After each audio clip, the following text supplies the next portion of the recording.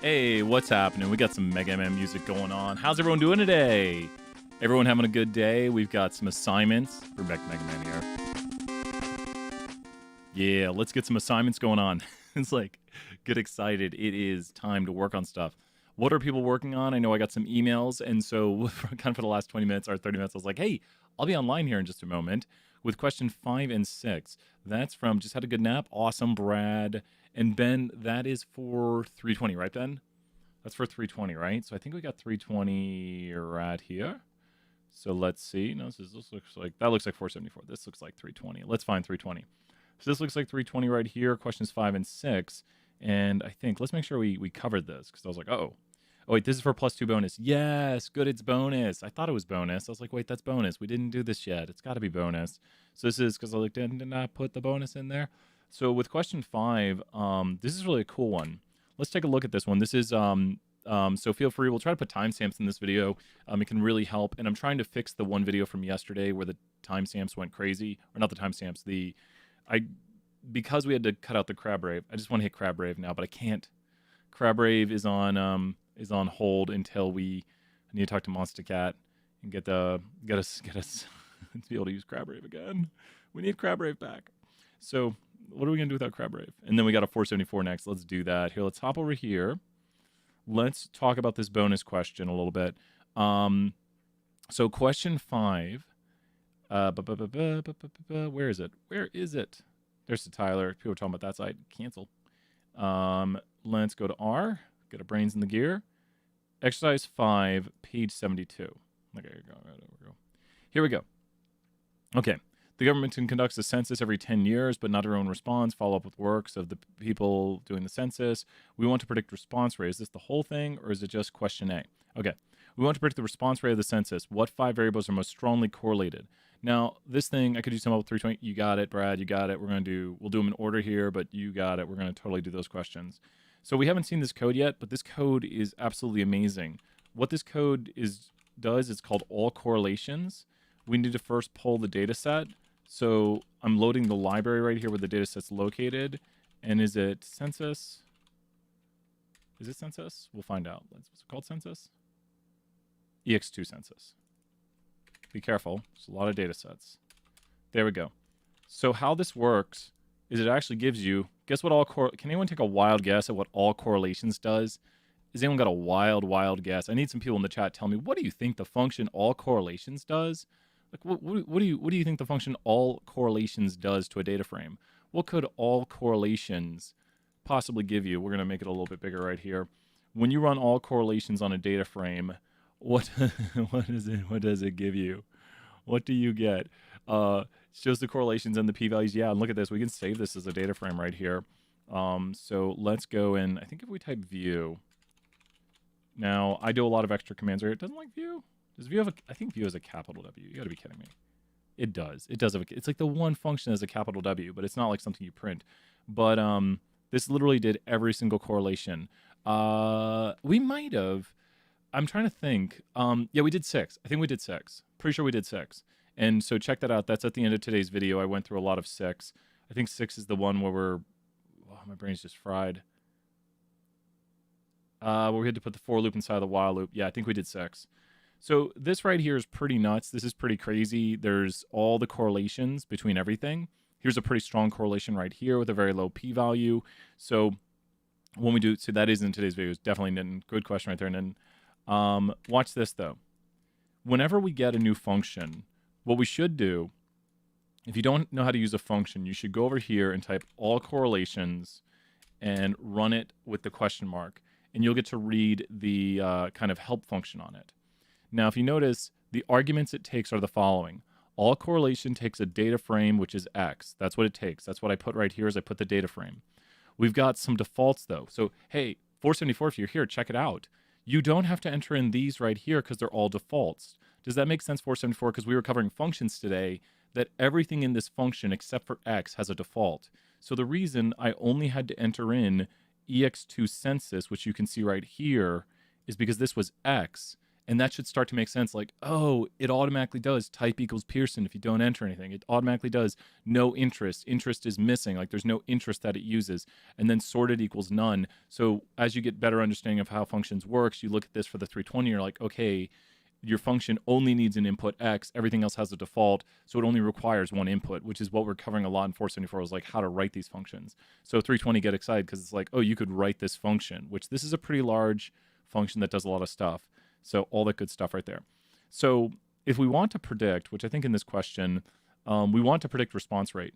Does that sound like the type, the interest, or the sorted? What sounds like response rate would be our type, like it's a type of correlation, or that's the interest, or that's the sorted by. Like we're going to sort. And you see sorted has like these options. Sorted goes by one of these, type goes by one of these, and then interest is that. So which of those? It's interest. Nice job, Emily. 20 points office hours. If you're here right now, you get 20 office hours points. Thanks for showing up to office hours. And we're going to go here, and we're going to remove the help menu. Never hurts to take a quick look at that help menu and see what's going on, to be like, what is going on? You know, we got the extra credit button right here. You get some extra credit. I need to make a noise for that. And I need to make more stuff. It's just, whew, so much time. So little time. And so where did that go? Where'd you go? Here you are. Let's go here and go interest equals response rate. And what this will do, if I typed response rate correctly, that's a graphical error. You'll hear me say that a million times. And now it does it. So I need to figure out how to remove that drew catch try error. I just hate it. And it appears all the time when the graphics window is too small, even if you're not making a graphic. But don't worry, it's just warnings and stuff being like, hey, did you know your window's too small? And I'm like, yeah, I know. It always is. Especially when I'm doing teaching like this. And so right here, you'll notice we have the response rate. And the only variable, and it might switch over to the other side, it's because response rate is first. Like if we chose something like homeowner HH as this one right here, it would do all the correlations with homeowner HH. And it kind of switches position. It doesn't matter if it's in X and Y or Y and X. But does everyone understand what interest is doing? It's only showing us the correlations with that variable. That variable must be part of the relationship of the correlation for us to have a correlation here. So when we do interest, it's like, here's the variable we want to understand. Here's the variable we're interested in. Now, there's one important other thing I would add into this. I would add in sorted, and you can see there's the autocomplete. Always use your autocomplete equals magnitude. And I want to show something to 474 here, something that I said to Dr. Petrie about this. So if you notice, this is now sorted on the magnitude of the correlation. Does this make sense that the correlation has now been sorted via magnitude? And what we're going to do for 474 real quick to kind of expand upon this is we're going to take this work right here. And is this I need to upload this today for 474. Sorry, I started answering emails, ate some lunch, and forgot to upload these so far. But those are, I've uploaded all these so far, so you'll see the files. 2 seconds. Be right back. I'll be right back, everybody.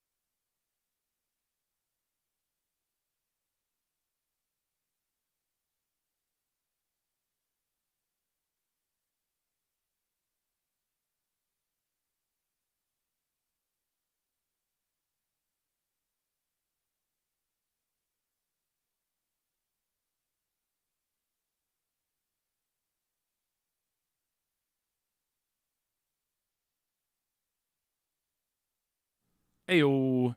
So with the sorted magnitude, this is definitely for 320 right here. What it does is it sorts the correlations from the highest to the lowest. So very important to see right here that the correlations in all correlations, we choose a data frame that we're going to sort. Then we have a variable we're going to sort the interest by. And then sorted magnitude, it can be like none, and then that has no sorting. If you notice how these are sorted right here, they're not sorted in any particular order. We could sort via the strength of the correlation. I don't like this one. I'll tell you why. Let me show you the sorted strength, because it sorts it from the most negative to the most positive correlation right here. So this right here is definitely like the correlation is, I don't like it. It sorts it from the most negative correlation to the most positive. Does that make sense, everybody? How this is the most negative to the most positive correlation. And then I like magnitude. It's actually because I asked Dr. Peach for this, he put it into reg class. But sorted magnitude sorts from the lowest p-value to the, so it does it by p-value sorting. And these two would technically be tied, but since this has a higher magnitude of value of correlation, so it's like absolute value of correlation, which is going to oftentimes be associated with a lower p-value. So these are more statistically significant. And then the ones down here are the least statistically significant. So magnitude is basically by order of like the strongest correlation. And we'll be talking about this tomorrow. And this is why it's a bonus question. I was like, wait, was it bonus? But to answer question 5, would you not use strengths in session for the strongest 5? You know, it's counterintuitive, but you'd use magnitude. It's counterintuitive, but you'd use magnitude because strength, and this is what we'll talk about tomorrow, strength sorts it from the most negative to the most positive. And so although it's strength, it's sorting it by like the most negative to the most positive, but the strongest is closest to -1 or +1. So by order of magnitude, magnitude, I don't even know how to spell it. If you spell it incorrectly, it'll still run the code for you, so you have to watch out. That's where people make a mistake. And so what I'm going to show to 474 now is I'm going to take this code right here, and I'm going to go to all correlations, and I'm going to open it up so we can all see what's in all correlations. And I want to show 474 how we can fix this, which I suggested this to Dr. Petrie, and he was like, that makes it too easy. I was like, dang it. So we're going to take all correlations, and we're going to call this all correlations 2. So I've literally taken Dr. Petrie's code right here, which is, 82 lines of code. We've coded some 15-line code stuff, so this is not crazy, and it's just making lists of stuff. And we see right here where the person puts in, they're going to put in their type. Not the type. We want to talk about the sorted. So what we're going to do is we're going to go right here after this. We're going to write if sorted is not contained in, or is contained in. If sorted is contained in the vector, and we're doing sorted, right? No, is it sorted? Why is my brain breaking? It's, I forgot the name of it. Why don't I know the name of that? Sorted. And then sorted right here. That should do it right there. That's type, sorted, okay. So sorted, and the options for sorted are, this. Here's the options for sorted. So we're going to go grab these options for sorted, and we're going to go right here. And actually, to make it easier, I'm going to make this really easy to view. I'm going to grab these options, and I'm going to store them outside of here. So watch as we take this, and we call these options. And then we're going to go right here. We can concatenate it. We're going to go here. Go there. Go there. Go that. Close this off. And now we close this off right here. And now we've created the options for the options that people have. So sorted contained in options. And if it's contained in it, do nothing. Else, we're going to go else right here. Else, stop. Please pick a valid sorting option. Or we could say sorted. Okay. So this is something 474 should know. And I've updated the code right here with an if else and a stop. Yeah. Let me see, Connor. I can look at that here in a second. You got it. And so, Connor, those are the variable names. Like color of background is, it might be the X variable, which that would be the X variable for that one. Does that make sense, Connor? That is the X variable for that one. That is totally correct, Connor. You got it. It looks like you're on the right track. I'll double check here in a moment. And for 474, watch this. So now we've made this right here. Let me go back to 320. And I've recoded this as all correlations 2. And, oh, because did I misspell magnitude in my code? Oh, no, that'd be so bad. Did I misspell magnitude? Oh, it's got a period. Whoa, we misspelled it. Okay, there we go. So because I misspelled it, it didn't like it. And so notice now if you put in a wrong thing right here, it breaks the code and it says error, please pick a valid sorted option. So this is how we can make better code because now, and it could even tell the reader that, you know, you can pick these options. But if you misspell magnitude, like you misspell like this, you put magnitudes, it'll say like, please pick a valid sorted option. So it won't run the code. And we could have it display to people the valid options. We could say like, the valid options are this, this, this, this. So we could go, let's just say here, we don't need to do it. But this is what I want 474 to get out of this is like, you can always improve your functions. So that way, and you could maybe do like a partial match. Like we could look into like making it to a partial match, like make your function smarter. Like, did you mean magnitude? We could have an input like select one of the following to choose from to get your, to get your valid sorted option.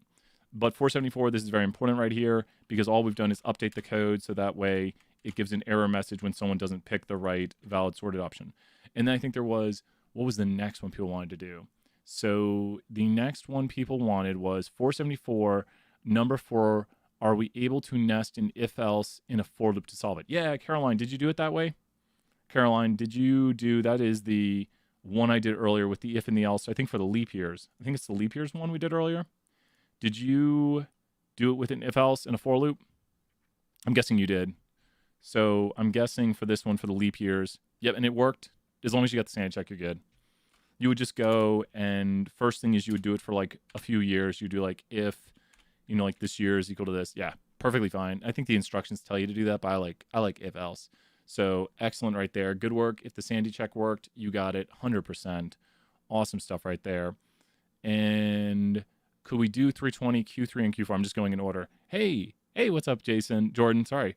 Yes, 5C, you got it. I think that one's coming up here soon. We'll keep moving on. We got this. So we've got, Brad wants Q3 and Q4. Let's talk about Q3 and Q4. So Q3 and Q4. Let's do it. Wait, which one's Q3 and Q4? I'm lost. Okay, here we go. 2D, okay, here we go. Question 3 right here. And so we need to do exercise 3 on page 71. Let's go to exercise 3 on page 71. Here we go. Exercise 3 on page 71. Oh, perfect. So here we are. So really just 3C? Yeah, okay. So this is one of the reasons I extended the assignment because we just barely got to this today. If we had 15 more minutes, I'd feel perfectly fine. Also, yesterday's video is having issues because of Crab Rave. Man, we love the Crab Rave, but come on, Monster Cat. So when you look at this result here, this goes back to what we did in class today. Let's pull up the right graphic right here. Here it is.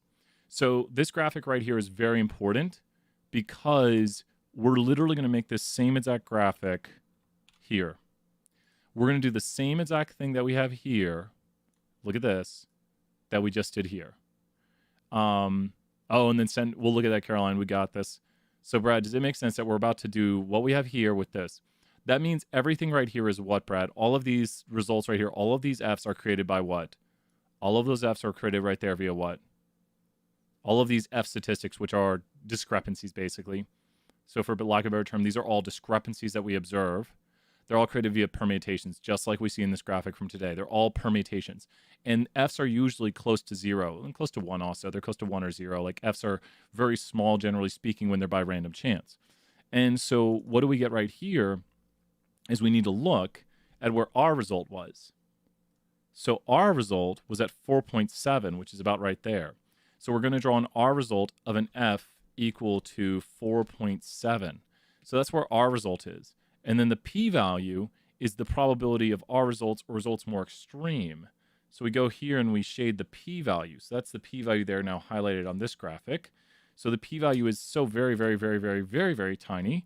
And it's very similar to what we're doing right here with this graphic is when we go over to here, we see, yeah, that's it. Don't worry. I think, you see, you're like, oh, I get it. It's like, okay, so what is the p-value, Brad? What does the p-value look to be for this question now? Any guesses of what the p-value might be? Any guesses? It'd be like, oh, the p-value is probably this. Like I'd say, looks like a p-value very close to this. Looks like, yep, that's it. P-value is close to 0. And this is a classic question I like to do with people where it's like, okay, can you guess the p-value? And it's like, how do I guess the p-value? And it's like, well, what percent of results are as extreme or more extreme than our results? And the answer is 0 right there. So that's a really good question. I like that one a lot. I was gonna try to make Mega Man like dance across the screen. I will do it. I will do it. I will make it happen. And and then I think was there another one, Brad? Let me see here. I think you had another one you're wondering about. Question 4. Question 4 is going here to question 4. Question 4 on page 71. Let's take a look at question 4, page 71. Oh, we got true falses. Cool. Okay, I love this. Okay. Imagine that the sample size is at least a dozen, and then the page goes off. A test for an association comes back with a p-value of 0.003. Now, here's the thing. Whenever you see 0.003, what should you think instantaneously about this p-value? What should you think instantaneously about this p-value? Like you hear 0.003 and you're like, okay, good. You like, got it. I know that about this. Like when you hear 0.003, you're like, what would you think about that p-value? It is significant. Yep. You should know that instantaneous. That's like instantaneous. Great job, Casey. 20 points right there. It is significant. That is statistically significant instantaneously. It must have practical significance. Practical significance is the hard one. And with practical significance, you have to like think through it. You have to be like, you have to be like, I don't know. And that's the answer. It must. No, it doesn't have to. So it doesn't have to be practically significant. That is definitely false. The association must be strong. I think I've gotten the key on this one, true or false. I just don't like the wording on that. I mean, just depending on how we describe strong, it's strong enough to be noticed. It's statistically significant.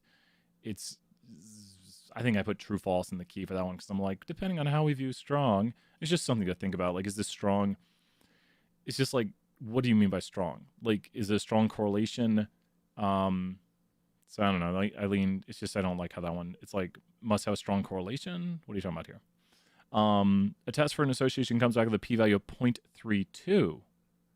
So once you see 0.32, you should automatically think that this p-value is what? Significant or insignificant? Like it should just be instantaneous.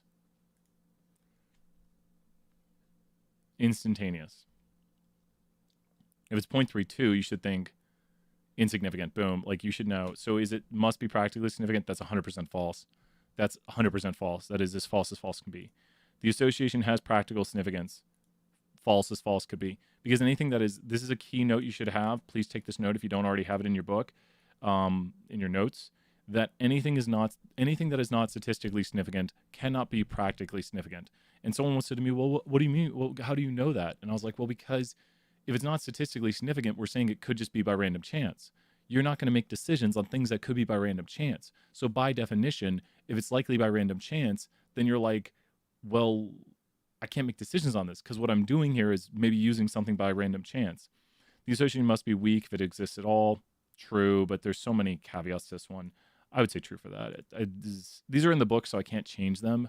And I've always had to like these last two. I'm always like, meh. The first two are really great because they obviously make sure you know what statistically significant means because this can't be statistically significant. This one is. And then the next one talks about practical significance, which practical significance is a matter of like, a lot of people will say to me, Brian, like, what is practical significance? What is practical significance? I'm like, it's the do you care? And then there's no easy way to analyze it. There's no easy way to understand practical significance. You literally have to like ask people like, do you care about this? Does this matter to you? And you have to like show them it and be like, okay, does this matter to you? And you know, it's like if you have a billing company and they make mistakes by like a penny and you're a small company, well then that might not be practically significant. If like the billing company is off by like a penny on every 10 orders, you'd be like, okay, that's not that big.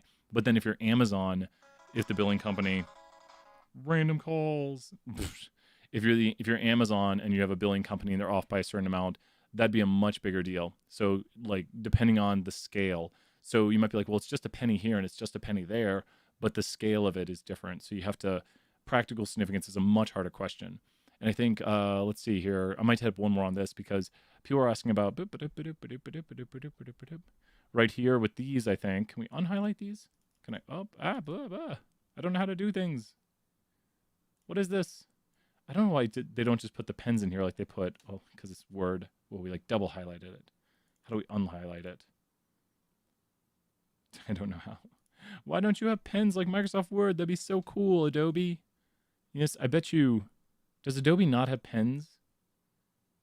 There's got to be.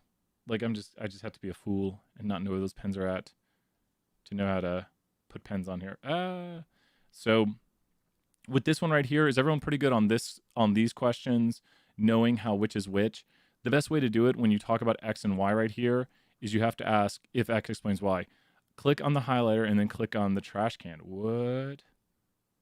Oh my God. That's worth 100 points right there. Thank you very much. Thank you so much, Jordan. Jordan, are there pens? Like I've got these up here, but I just want like normal pens. I just want pens. Normal pens.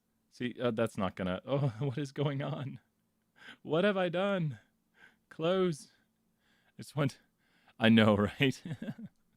How I think everyone should be good on these. You literally just have to ask, does this explain this? And you have to make sense of it. Like, does demand explain weather, or does weather explain demand? If you're a business, does the demand explain your weather, or does the weather explain your demand? Which of those makes more sense for a business? Just to make sure people have these. Like, which of these makes more sense for a business?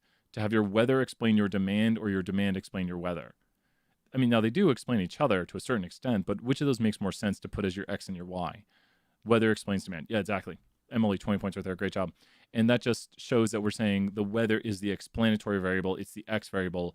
And so you oftentimes have to think what explains what. Weather leads to demand. Exactly, Nitin. Great job. And that's where we decided to say, okay, which of these is the X variable, which is these is the Y. The Y is what you want to say on Lexi, 20 points right there. And I think we had some more questions. We had some 474s. Caroline, if you want to, we could help. Well, Caroline, if yours isn't working, we'll free to send it and we'll remove it from the chat then. I think where was a 474 question? Oh, you didn't have one. Hey Brian, did you talk about Q5 and Q6? Then I don't know if we did Q5. Let's look at Q5, and feel free to hop in with a question if someone has a question right here. Q5, you bet. I was just scrolling back up. So Q5. What did I do here? I broke the code. I got an if out of place. Okay. Q5. Okay, what's Q5 want? This is the series thing. Oh, we were doing this earlier. This was so cool. Oh, we had so much fun with this. Yeah. Let me do this again right here. Okay. So I'm going to leave that code here for now. Okay, so what this is we read about it a little bit on Wikipedia. I don't know if I still have that Wikipedia open. Here it is. Here's the Wikipedia article. It's pretty cool. And so Wikipedia is going to come after me now. They're going to be like, what are you doing? Looking at our site on teaching. But this pattern thing here, this Collat's conjecture is basically a really cool number pattern that is created when you do a mathematical equation. Let's talk about what the math is. You take any number, and when you have that number for this right here, awesome. Here, let me grab that. I'm going to grab this real quick, Caroline. Okay, got it. I'm going to put it over here, and we'll come back to that in a moment. So I'll put it over here, and I'll come back and take a look at it after talk about this next one. Okay. I'll come back and look at that right there. We got it. So nice job, Caroline. You can go to retract message, and we'll do it. Thank you so much. You can always do that, and then we'll, yeah. So with this right here, you're awesome, Caroline. 20 points, Caroline, right there. And so with this Collat's conjecture, what we're doing is we're taking a number like 8, and we're just going to store 8 into n. Okay, so if the number is even, we are going to take half that number, and then we're just going to overwrite n. And now, since the number's even again, because n is equal to 4, we're going to take half that number again. So if you notice here, it's a lot of work to like be like, okay, now we take half of n again, and now n is 2. So since n is 2, we're going to take half of n again. And so now, since n is 1, we're going to take n, and we're going to multiply n by 3, and we're going to add 1 to it. So now n is 4, and we just continue this pattern. So if you notice here, we can do this, but this is way more work than you want to do. You want to use an if, and you want to use an else. So we want to go here, and we want to say if, and it gives us some of the code right here, because it gives us how do we know if n is even. So this is if it's even right here. We're going to go right here, and if n is even, that's just n is even, because whatever n is, like n right now is 4, So when you do the remainder of 4 divided by 2, you get 0. And then we're seeing if 0 is equal to 0, which is a true statement. Does everyone understand how this code works right here inside of here? Let me zoom in a little bit. Does everyone understand this code right here that I have highlighted, that it's right now n is 4? And just to make that clear to people, let's go here and store n as 4. N is 4. That's all you need to know. N is 4. And since n is 4, it's going to take the remainder of 4 when we divide it by 2, which is 0. And what do we mean by remainder? Just so you can see how this code works, we should know that 11 remainder 5 is what? 100 points first person. 11 remainder 5 is what? 11 remainder 5 is what? First person 100 points. Who knows? 11 remainder 5 is what? You got it right there, Ishan. Great job. That is 1. And so you should know what those codes do pretty instantaneously. Caroline, 20 points. Everyone else, 20 points. Great job. Showing you're following along and knowing how these codes work, that this is literally just finding out if something is even, because if something, when we divide by 2, has a remainder of 0, then that means it's even. So this right here is an even number. So then what we do to it now, since it's an even number, is we take it, and this is where we run the code on it. We say, okay, take that number and overwrite that number with n divided by 2. So now, if you look at what n is now 2. And now we run this right here, and you'll see that n is now 1, because it did it again. It only runs this code. Now, if I run this here, what's going to happen? What's going to happen since n is now 1? What would happen to this? What's going to happen when I run this code? Because in if works the following way. It evaluates this statement, and if this is true, it runs this code. So what happens to n since n is now 1? With what's the code written, nothing. Jordan, you're exactly right. Nothing's going to happen because this is false, and then it won't run any code. But how can we get code to run from an if the if evaluates to false? If the if evaluates to false, how can we get code to run? And so, yep, we're out of the if now. You're writing in. Great job, Nin, 20 points. Write an else. So we're going to go here to an else. We're going to put our else right here. Now, this is where we go store into n. We're going to do 3 times n. So n times 3 plus 1. And you guys know I love my parentheses because I'm going to make this evaluate, even though it'd do it fine afterwards. And then we go here and we do this. And we run the code. And now you'll notice n has been magically changed to 4, to 2, to 1. And I can just highlight this code right here. Now, what's really cool about this is I could store n as something. And so it's 243. And now watch this. If I run this code right here, do you see n changing? And it's actually just recomputing n each time. Whoa, this is taking a while. And eventually, oh, whoa.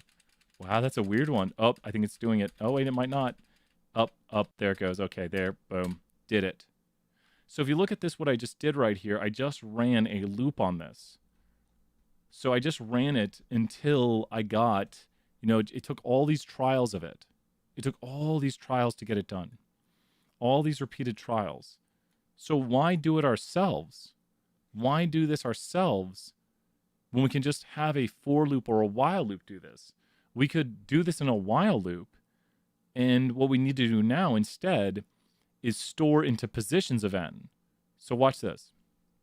We'll go here, and let's just do a for loop first. I'm doing this whole spirit of this question right now. I'm going to take this right here and put it inside of here. And so that's inside of the for loop now.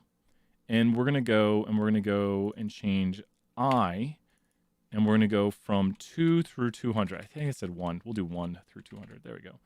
And we'll go here to n. We'll store into position n plus 1. And no, sorry. We'll evaluate position 1, and we'll store into position I plus 1. I'll explain why we're doing this here in a second. And this stores into I plus 1. Now, you have to understand why this code is written this way. Because the first time this for loop runs, let's take it out of here. We just put it in here. We're going to take it right out. We're going to be like, nope, there we go. Okay, so we're going to take this out. This is how you can see if your code's working. Take it out of the for loop, and then go here and say I is 2. I needs to be 1 first. Okay, so here's n, and then there's that. So then let's evaluate n. Do you see what we get? Now, when I put 2 in here, what will I become? I will become 2. So this is going to evaluate position what? What position in the n vector will this evaluate right now? When I run this code right here, what position in the n vector will this evaluate? It will evaluate position what? 2. And if position 2 is even, it'll store into position 3 n divided by 2, which is the original. Uh-oh. Gotta put that up. There we go. We had errors. It needs these right here because it needs to go to the position that we're using right now. We got lucky on that first one.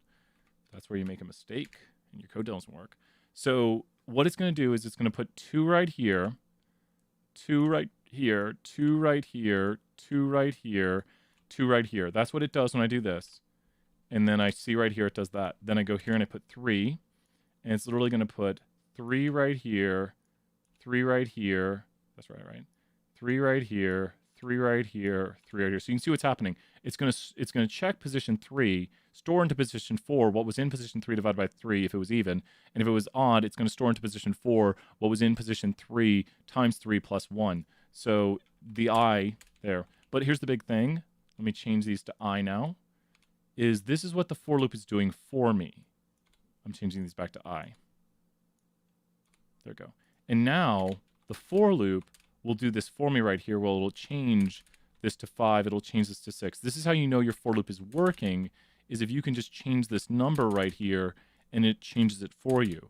So why do this when we can just say, hey, do it all for me, and it prints out the whole vector for you. So you notice it finally gets to that pattern right there where it stops.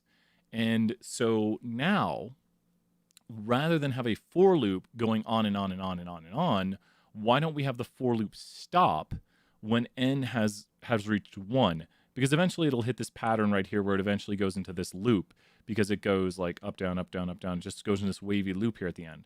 So what do I need to check about n to see if it has 1 in it? There's a lot of ways to check it. Like there could be a really, the longest way, which I would not do, is n equals 1. Let's do this. And then I would do sum. And then I would do not equal to 0. So this is if, there we go. That is one way to check it right there. That is one way to check it right there. And we would have to do, if we're doing it in a while loop, you'd have to do it this way. You'd have to run a while loop with this. Like you would check to see if there are any ends, and this would tell you where the ones are at, and there's where the ones are at. So the ones are where the trues are at. I would not do it this way. What's a quicker way to check to see if n has 1 in it? Like to see like if 1 exists in n. Like what's a quicker way to find out with this vector n, what's a quicker way to tell if 1 is there? Any ideas? What's a quicker way to tell if 1 is there? Yeah, that works. Nitin, that works great. And well then, but we're going to throw it into a while loop. So you might be thinking of a function. With a function that would work, and so you could use it with a function like that. And the min also. Yep, I would do it with a min. But Nitin, that's good too, because we could check. So you could do, it would be, yeah, what you have is good, but I would do it this way. I would go while, and then the min of n is not equal to 1. And right now the min of n, this is false. So you see our vector that we've created would continue. Now, how do you know if this works? We're going to take our for loop right here, and we're just going to take the inside component of it, and we're going to put it into this while loop right here. Now, I think I might need one more thing for this. So we've got it inside of there. Better, I agree, yeah. And there's just so many ways to do it. If it works, it works. Like, I ask for ideas, and then everyone thinks of, like, new ideas. I'm like, yes, and it makes me think. So we have right here, we're going to start with n. And so n can be something like 522, and true or false. Oh, I know what it is. Now we need to make it so I increases. I is 1, and I is, and it says this in the instructions, I is, there we go. So now we need to increase I for ourselves. What did I do? I clicked a button. There we go. And that might be, oh my gosh, what am I clicking? I think I used a different number than the one it wants. I used, what number are we supposed to use? It like says, use this number, 531. Okay, so 531. 531. And then, yeah, there we go. We got the same numbers. So we're good on that. That's working. And now the while loop. And why do you have to do this right here? Because the while loop needs to change what I is every time it runs. 320 questions 6 and 7. You got it, Ryan. We'll do that next. You got it. And the last part of this, which we didn't do this morning, so I can do this right here for those wondering. Oh, then we have Caroline's questions. We have Caroline's and Ryan's question. so now, you're welcome, Ryan, of course. And so now the big thing is we want to do this for a whole set of numbers right here. Now the biggest thing is don't change this. If you want to do this for different numbers, you're going to change what this is. Like this is the important part right here. So you want to take this whole thing and put it inside of a for loop now and go here, and you're going to change. You could probably just change what n is, right? Nah, I wouldn't change that. I'll change this. And I'm kind of doing the spirit of the question right now. We'll do 2. And so that'll change that. And now we need to call in here is like values. Please call it what it is. It's like something for 6a. I have different p value than you got. For is that 620, 320? We can check that out here in a moment. And this right here needs to be outside of this length. Wait, values, position, start, and length of n. Slow down a little bit. So there we go. I think we've got it now. And I think, let me remove this till it's down here. There we go. And that should be the code right there that does it. Let's go to code. Now leave it the way it is. And let's run this. Did I do it? I think that did it. So we kind of just did the spirit of the question. I can't remember the numbers it tells you to go through. So obviously don't copy my code exactly. But this has it right here. We didn't do position 1. And this is how long it took. And it's really interesting to see the pattern. You know, we should just plot this. We should plot the values and just see what this looks like.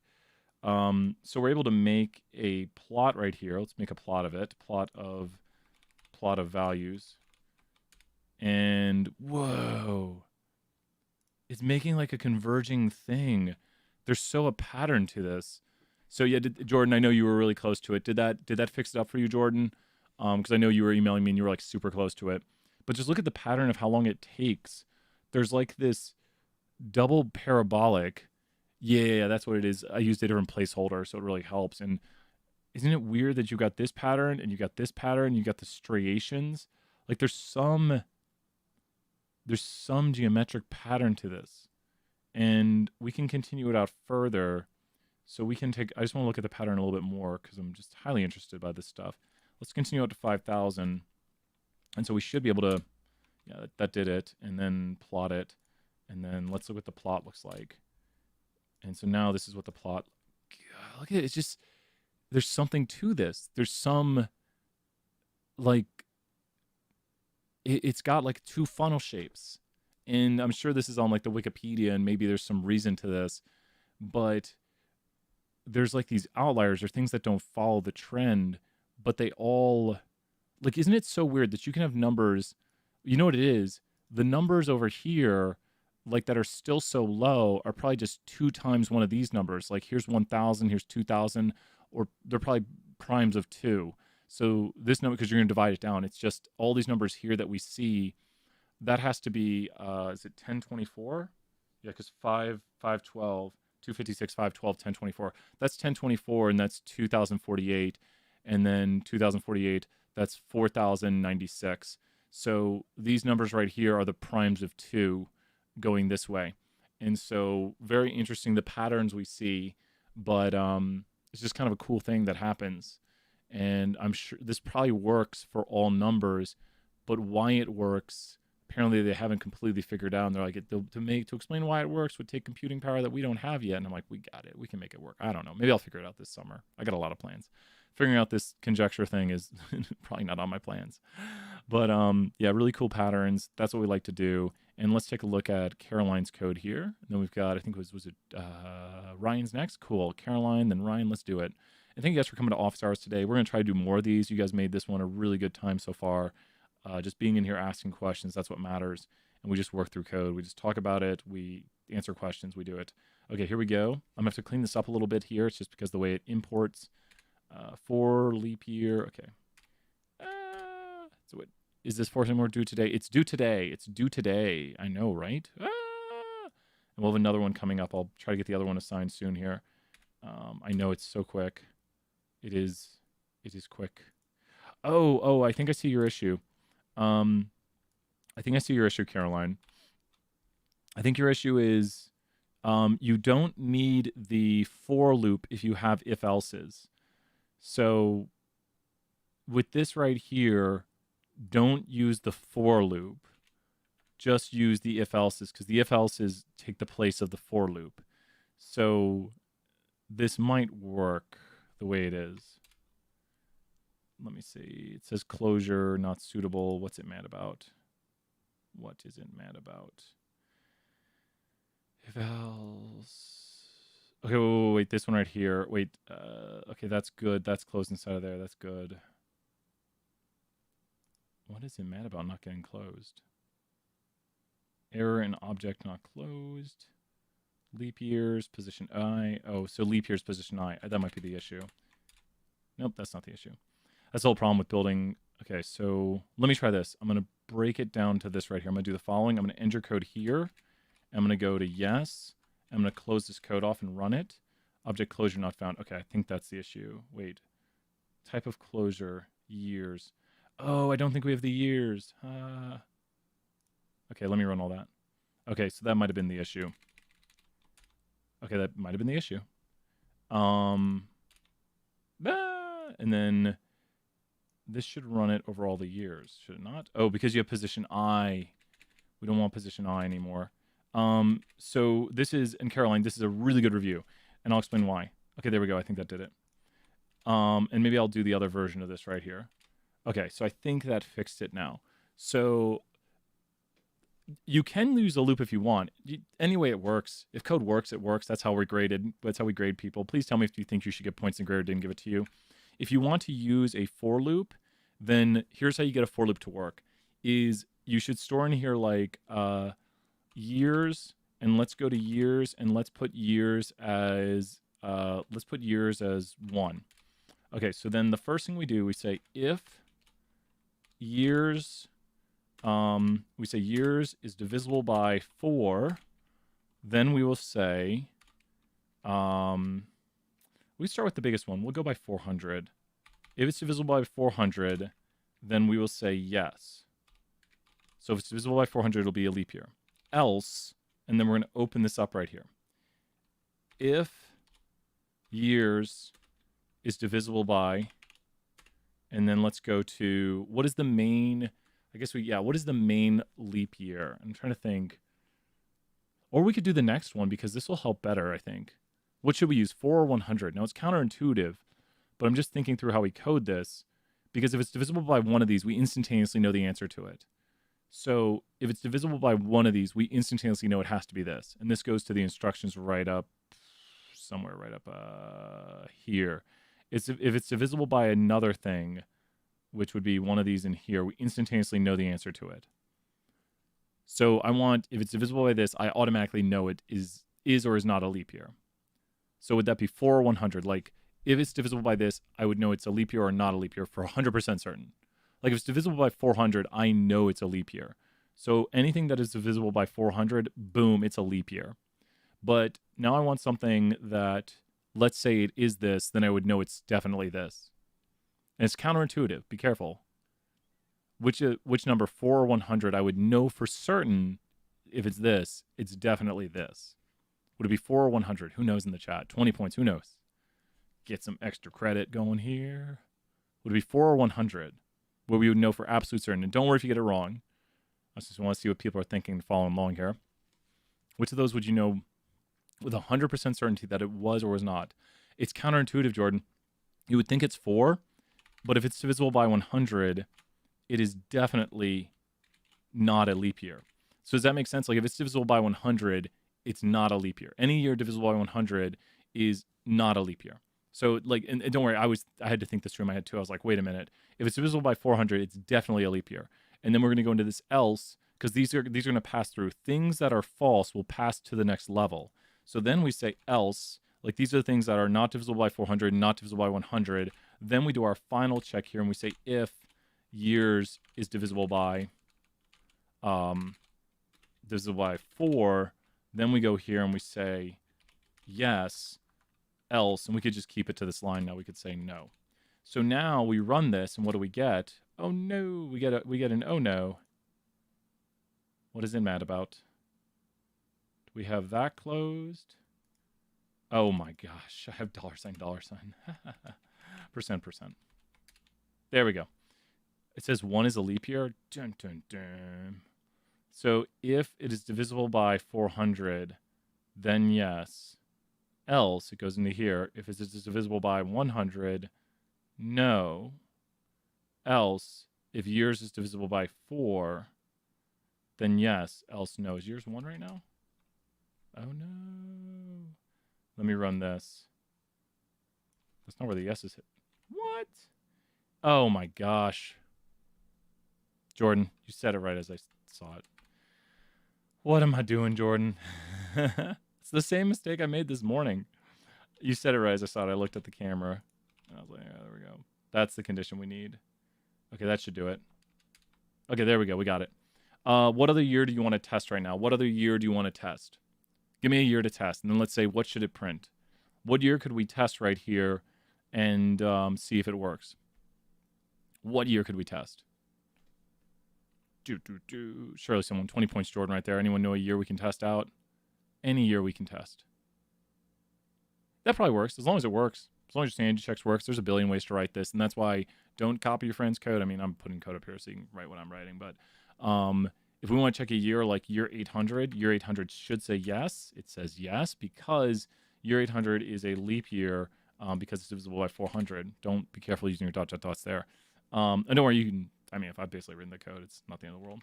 Year 500, is that a leap year? The answer is no, because year 500 is divisible by 100. Even though it's divisible by 4, it's still 1988, which is going to be a leap year because that's divisible by 4, I think. That is, yes, a leap year. Great job, Caroline. 20 points right there. And you see we can test this because 2000 was divisible by 4, and you can literally check right here is 1988 divisible by 4. So you can do this, and you'll get 0. And you could check, is it logically equal to that? Yeah, it's true. So we see what's going on. Be careful with this ending of the chunk stuff that I do. I do that so my code will evaluate. Do you see the color change that happens? I've destroyed the bottom of this chunk. Watch out doing that. I do it sometimes, and I'll see people put it, and it will destroy their assignment. Like, no, please feel free to ask if you see me do something you don't know what I did. If you're like, why did you use backtick?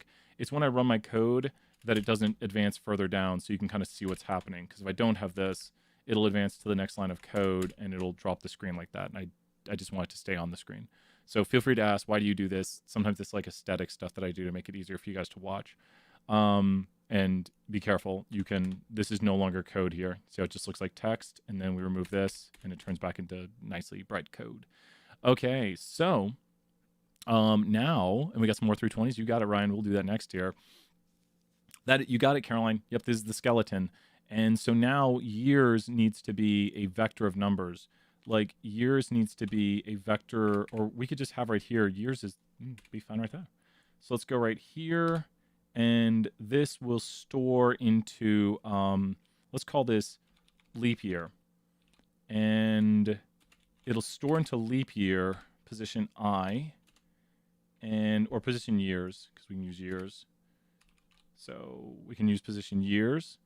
And this is our skeleton right here, which if you want to ensure that the skeleton works, just go years and save into years 1. And we got a problem though, because I knew we did. There it is. There's that. And we need to go to leap year, and we need to make leap year outside of here. So we're going to make our leap year thing to hold the leap years in. And there's that. And now we run this, and it works. And I'm going to put my backtick here again. And we change years to 2.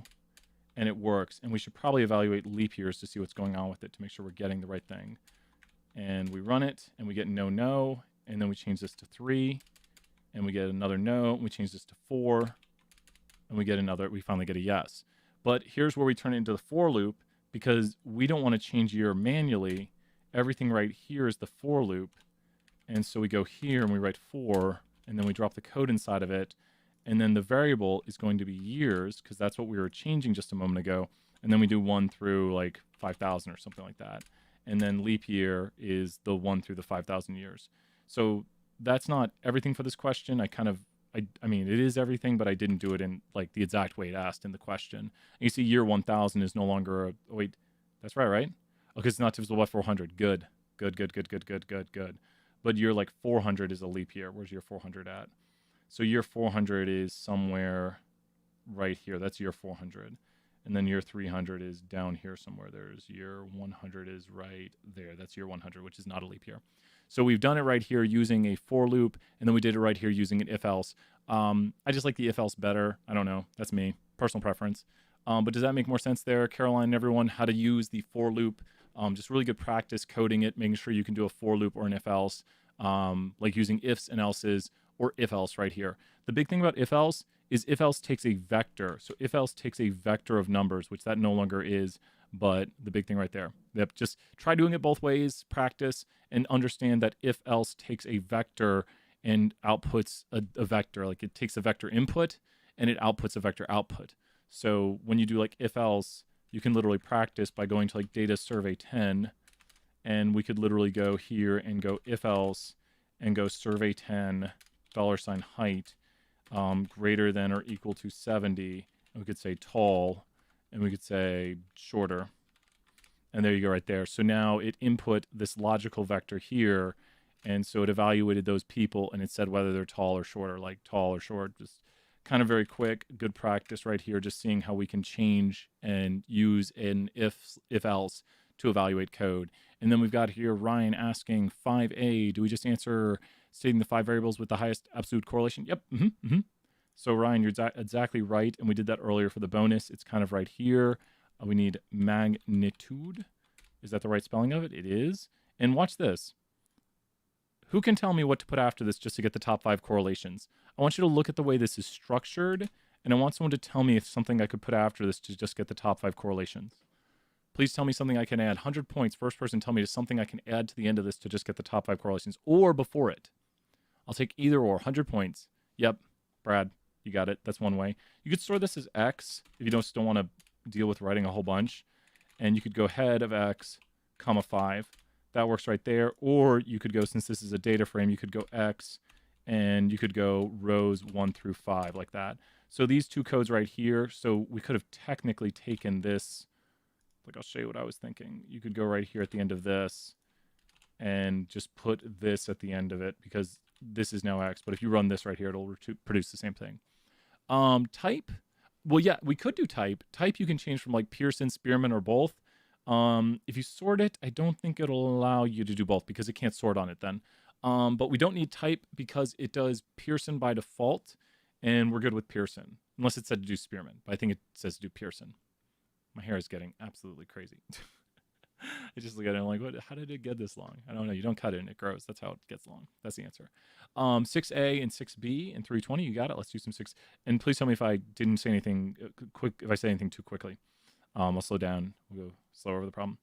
6A and 6B. So, okay, 5B, I didn't have to change. And you didn't have to. Oh, that's awesome, Andrew. I'm glad you got it done right there.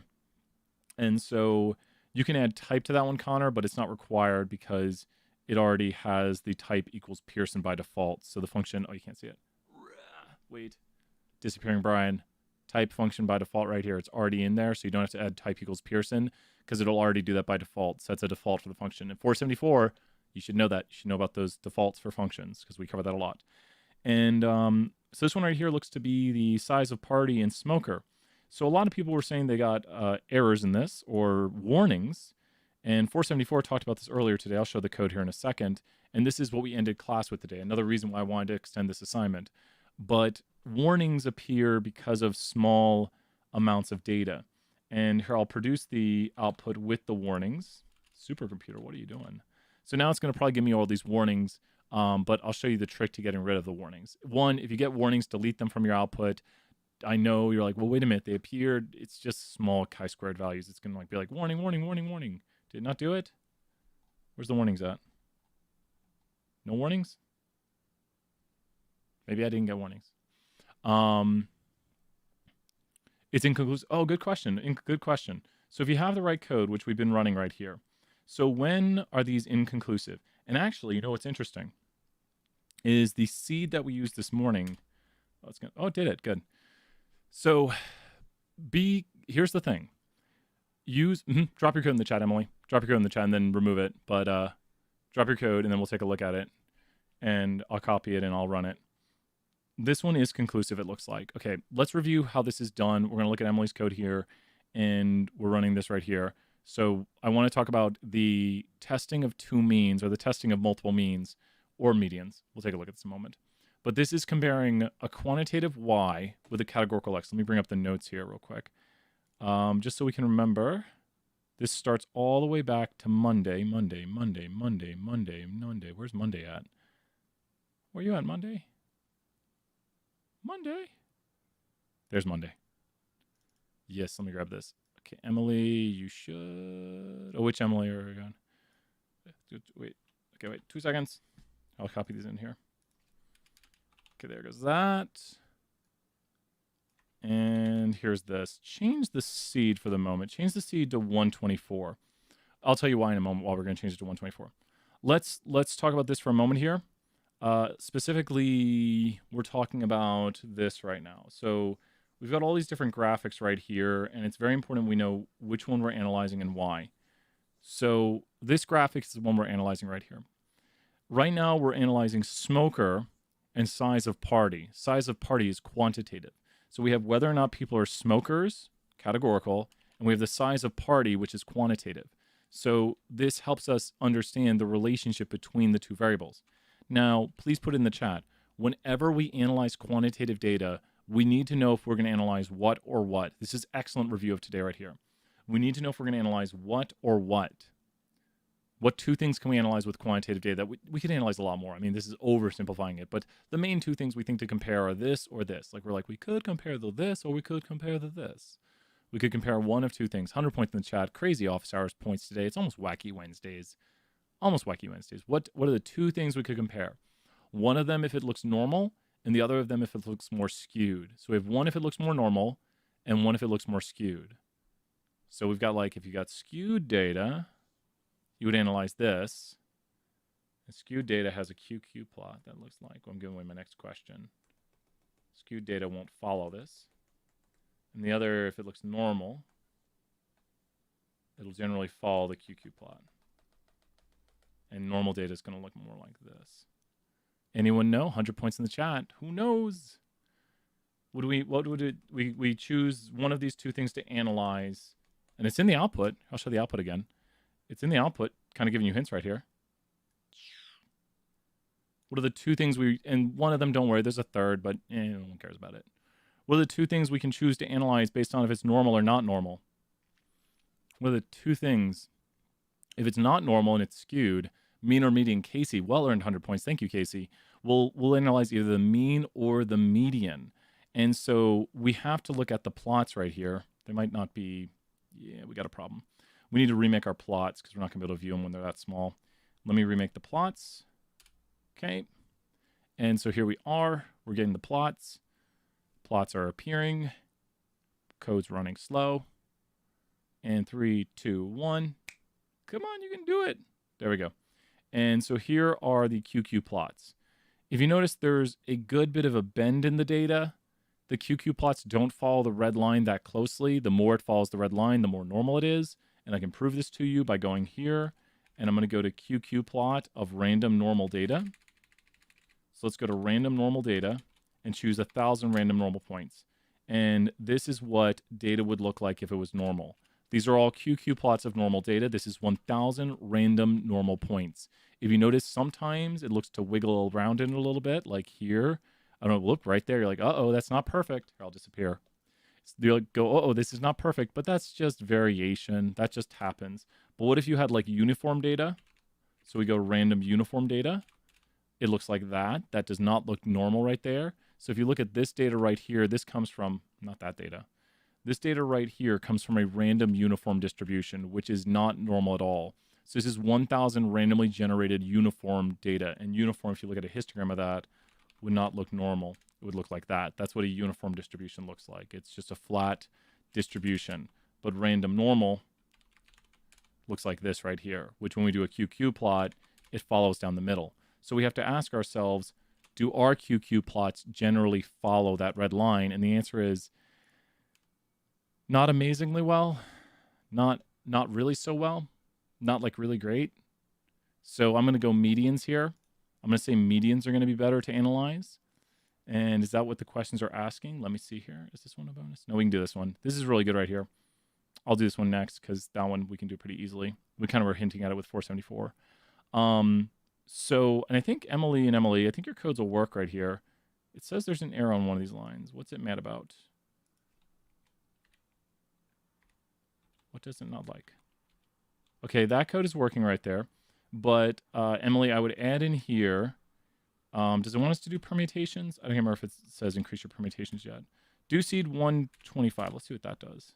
Seed 125. And then we were asking earlier, how is it inconclusive? Ooh, this one's awesome. This one is super inconclusive. Okay, so this is a big thing that we did today in class about inconclusive or conclusive. Does everyone see these intervals right here? I'm going to copy paste this output and bring it over to some notes we wrote earlier today. So this right here, these notes we need, and we're going to go down to this sheet right here. Okay, good. Perfect. We're going to take this, we're going to bring it behind wrap text, behind text, and we're going to bring it down to here. Perfect. This is like a test question. Okay. You misspelled. Oh, no, that's what it was. Was it really that? I should have saw that. Oh, yes, that's what it was, Emily. Emily, 100 points. Oh, and you might be missing a parentheses on the end of this. Looks like you're also missing a parentheses, Emily. Do you see this? You're missing a parentheses too, it looks like, unless I didn't copy it correctly. And then if you can, remove the things from the chat. So don't worry. Or you could just leave it and let someone grab that and be like, it doesn't work. So that does it right there. And then use seed 125, because I'll tell you why here in a second. I'll do this example with it. And great job, Emily. 20 points, Emily. Good job following along and finding where the mistake is. Because I was like, I don't know what's going on with that yet. It's so, sometimes it's something so small. And cool, the seed looks pretty good on this one. Now, let's explain what's going on here. Okay. Our p-value from the permutation procedure, you're welcome, Emily. Our p-value from the permutation procedure is an exact p-value that we know is true, or it's an estimation via simulation. Which of those is true? The p-value from the permutation procedure is a p-value that we know is true, or it's an estimate from a simulation. Which of those is more accurate? It's an estimate from a simulation, or it's the exact p-value that we know is true. So the p-value via the permutation procedure is an estimate. Seed replicates results. So seed is like a Minecraft seed. If I tell you to play a certain Minecraft seed, you'll get the same world that I'm in. So when you put a seed, it gets you the same. And Casey's right, it's an estimate. So seed allows us to replicate results. So you'll get the same results as me if you run seed, as long as we're using the same randomness procedures. But you can say to someone, oh, use this seed, and they'll get the same results as you. It's like if I give you an apple seed, you'll get an apple tree. So you're saying, here's seed 124, and they'll get results 124. It's still random, but it's like you know what they'll get, which sounds weird that it's random. But it's just like a bingo card. If I have a bingo card, the numbers on it are random. And I'm like, here, take this bingo card. The numbers are still random, but that card will always have those numbers on it. So if I say, use this seed, the results are random, but you'll always get the same results when you run that seed. They were randomly created, but then you can replicate it. So it's allowing us to replicate. Does that make sense, Emily? A seed is used to replicate results. So you can be like, oh, use this seed, and you'll see these results that I saw. So you can say to someone, here, run this test and tell me what you think. And then they'll get the same results as you if it used a randomness procedure. So that way the randomness is generated the same way, like generating the same Minecraft world. Your Minecraft world, when you made it, was random, but then if you want your friend to play it, it's still a random world that you can have them also replicate. So they're replicating the randomness of your Minecraft world. When you generated your first Minecraft world, you didn't say, I want it to be this world. I mean, maybe you did. I kind of did because I looked up cool seeds. But then I chose their seeds and used their Minecraft world. And we don't search anyways. But so with this right here, I don't have the same values as you on your screenshot though. Probably because of the permutations. Yours had different permutations, I think. Are your results this right here? Are your results this right here, Emily? Is this what you got? Take a look at. I would use seeds. The homework doesn't say to use it, and the graders should be nice. Just tell me if you think the grader's mean. I haven't heard any complaints yet. I mean, the grader's great, but if you're like, oh, I think the grades are a little too rough, just tell me. And then I'll look and I'll be like, oh, they are, or they're not. I'll decide. Feel free. Always look at your grades and just ask me in a respectful way to be like, hey, Brian, I think I got too many points off. Are these the same values you got, Emily, right here? And I have to change. I'm using a different, what is it, RNG generation? RNG kind. Okay, wait. This is it right here. Type this code in, Emily, and tell me what you see. type in this code right here, RMG kind, and tell me what you see. Like paste onto the screen. Paste onto the screen what you get when you run RNG kind. Like I would paste into the chat right here this. Paste into the chat what you have when you run RNG kind. And I have to change mine. I have to change it over to what you guys are using. Because this is the second time I didn't want to make it what you guys have. RNG kind. Details. I'm like going to break my R. Super duper. I want to use super duper. That's what I want. I think it's rejection is the issue, is where it's at. Find topic. Rounding sample kind. I bet it's rounding. I would take good money. So sample kind is that no? I have to go to RNG kind sample. Sample kind equals rounding. I'm guessing that's going to do it, and that should warning message. Okay, cool. So let me go here and go to RNG kind. Okay, now it's rounding, where before was rejection. So now I'm betting.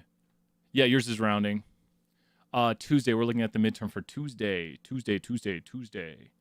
And I just changed the way, like, what I did right here is analogous to, like, I changed from playing on, like, an Xbox to a PC. So, Emily, are you getting these results right here for your p-values and everything? Are these the same results you have now for your p-values and everything? So are these the same results for your p-values now? Does this look like yours? Yes or no? Because I've changed back to playing on Xbox with you guys. You guys are playing on Xbox now. I'm like, okay, I'm playing on Xbox too. So it's weird. All these things that you have to learn about, like, how does it work? It's using different randomness. If it didn't work, it would be all right. But I think we should be getting the same results now. We should be using the same version of R, the same version of R Studio, and the same randomness generation procedures with the same seed. Like, all of those things put you on the same path. And then we should... Yep. So you see, I'm able to replicate your results now and get the exact same results as you, even though we're using randomness. If we run the same code, we get the same results. So you have to check your randomness RNG kind. And this is how randomness is generated. And I had to set it to the same type of randomness generation as you have. So believe me, this has taken semesters of finding out how all this stuff works and learning, like, how to do everything. So back to the p-values. And those results are quite fine. Results are inconclusive. I want us to look at this interval right here. Does everyone see specifically? Let's zoom in really big right here. And let's go over to it. This interval right... This interval right here. Not that way. This interval right here. Is this interval... Which scenario is that interval that I've highlighted? Is that interval scenario A, B, or C? Is that interval A, C, or B scenario? Which scenario is that interval? Yours is okay. Is that interval scenario A, B, or C? I want you to look at this interval down here. And is that a scenario of A, B, or C? Because these are the three scenarios when we build an interval. And you should definitely know this. Have in your notes the three scenarios when you build an interval. What if our homework tells us to suppress warnings, or is that extra? Or you could delete it from your output. You could delete the warnings, or you could do it yourself. It's just one of those extra things. It's one of those things Dr. Petrie didn't think of when he was, like, writing his book. Because I'm always like, it is scenario B. Yep, it's scenario B because 0.05 is in the interval. So look at this. If it was greater than 0.05, it would not be significant. If it was less than 0.05, it would be significant. So that leaves us asking ourselves, like, I don't know. Is it significant? I don't know. We're like, maybe it is, maybe it isn't. Even though the p-value for the test might be significant, the interval itself is inconclusive. So B is the only one right here that is inconclusive. Now, is this interval down here, is this interval right here conclusive or inconclusive? Is that interval right there conclusive or inconclusive? Is it conclusive or inconclusive? And which one of these is it? Is it scenario A, B, or C? Is that interval right there scenarios A, B, or C? Which of those is it? Is it scenario A, B, or C? Which scenario is it? Any ideas? Yep, conclusive C, you're right. Because it's conclusive insignificant. Exactly. So these intervals here, which I wish we had all three scenarios on the screen, this interval up here is conclusive, not significant. this interval right here is conclusive significant. This one is, it could be significant. The p-value could have landed like here and be significant but inconclusive, and here and be inconclusive. Can you please go over 5C? You got it. We'll do that one next. You got it. Great job right there, Anisha. We will do that next. But does everyone understand how to tell if the interval is conclusive or not? You just look at the interval and you ask yourself, does it contain 0.05? If it contains 0.05, it is not conclusive. If it does not contain 0.05, it is conclusive. Conclusiveness of an interval is whether or not the interval contains 0.05. It doesn't matter what the p-value is. If the interval is inconclusive, we increase the permutations, and that'll make the interval tighter. It doesn't make the interval go lower or higher. I've put trick questions on the test where I'm like, more permutations will make the interval go lower. So how do you think you are on this topic right now of an interval being conclusive or inconclusive based on the confidence interval for the p-value? So there's a confidence interval for the p-value and whether or not the interval is conclusive or inconclusive. And I think this chart right here helps you understand, like, if the interval, like this right here is the interval, this is what we're talking about right here, and that is like this interval right here, where this interval right here is this interval right here, which contains 0.05. 0.05 is in that interval. So that interval is inconclusive. So hopefully the best I can do is kind of graphically explain things and be like, all we're doing is looking to see if 0.05 is in the interval, and that one is not conclusive because 0.05 is in there, and this one is conclusive because 0.05 is not in there. Because 0.05 is like well, it could be, it could not be significant. Emily, great job right there. I don't know why I'm just like reaching out to the audience right here. So good stuff right there. Thank you right there. 20 points, Emily. Love when you guys interact. Same other Emily. Both Emilys are here. 20 points. So let's do the next one. Brad, 20 points. Great job. Yeah, I've seen that question is a little bit tough for people because it's a new way to think about p-values. Because here's something people ask me all the time in 201. Maybe Ben's here. Because people always say, what if the p-value is exactly 0.05? And then I wish I could say, well, if we made a confidence interval for the p-value, it would definitely be inconclusive. Like these intervals right here are all conclusive, but if the p-value was exactly 0.05 via an estimated p-value, then it would be an inconclusive interval. So we would increase the permutations and see if we got a conclusive interval. But they'd be like, what, permutations increase? And I'm like, well, we're simulating it via the permutation procedure. They'd be like, what do you mean? I thought these are p-values. I'm like, well, you can do that with computer algorithms and simulation. That's why when we get to the simulation chapter in 201, I'm like, simulations. And everyone's like, calm down. I'm like, no. They're awesome. Everything is awesome in statistics. Where did I break my code? Here I broke my code. Oh, because I did this. See, I told you not to do this. I was talking to myself. I said, don't do that. And I had broken my chunks. I think we did some of 5C earlier. And is 5C the one that wants us to do the how long? Yeah, so we did some of 5C earlier. So, and then Anisha, where are you at in 5C? And I'll try to help you out with where you're at.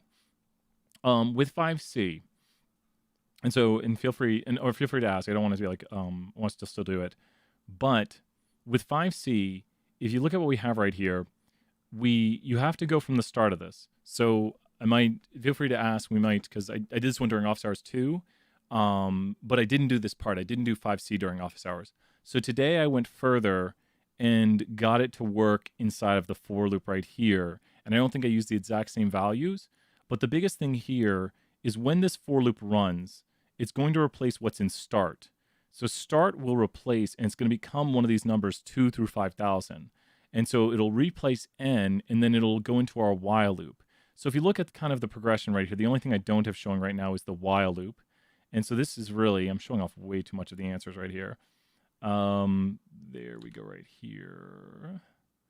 And then we need to store this outside the while loop is going to keep storing into n right here. Yeah, that's what it's doing. Okay, good. So this was the while loop part of it. And so this is a lot of answers on the screen. Like I've worked a lot of this assignment now. We could start with number 400, and that'll just write that into there.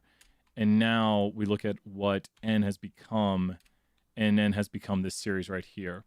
So if you look at the progression of this, the whole goal of this next step, Anisha, did you get to these steps right here? Like, are you on the while loop part of it? Like, here's the coding of it by itself. Here's the coding of the for loop. Here's the coding of the while loop. Here's the coding of putting it in. And you see how it just grows. Look at how we start off just coding it by itself. Then we code it into a for loop. Then we turn it into a while loop. And then we turn it into a for loop with a while loop inside of it. So it just grows as you do it. And feel free to tell me which part you're stuck on. It's definitely at the earlier part of the video, but the next step is to take everything you have right here and put it inside of the needed homework 3 assignment is 14. Yeah, probably. Yeah, that sounds pretty good. If we did it in the morning, can I go over in the video? Yeah. And it's in this video. So go back in this video or email me questions. But if you're stuck on it, email me. And so it's all coded right here. It's kind of on the screen. So, but tell me where you're stuck. And I mean, if you want, put it in like the chat. If your code's like not working, you can copy paste it. Yeah, and then tell me if you're stuck. For BAS 320, you're welcome. Yeah, and it's definitely right here. You'll see me working through it, and so I'm just gonna keep doing like as many questions as I can. So for BAS 320, do we just need to complete part of 5? Is that just part? I think some of it's bonus, isn't it? There's a bonus question here. Oh, I was gonna do this. And maybe people were asking for that next. I think it's statistically soon, but not practically. What did I ask? For 6B, the test is not now conclusive. Does it mean there's statistical significance? So is it statistically significant is the p-value below 0.05? And so you have to look at the p-value for the test. So let's run one of these tests. Now that it's conclusive, so let's say this one is, we'll look to see if this is conclusive. So conclusive goes to the interval. Yeah, to get back to me, and if it's not working, we'll get it fixed up. Conclusiveness goes to the interval. So let's take a look at this interval.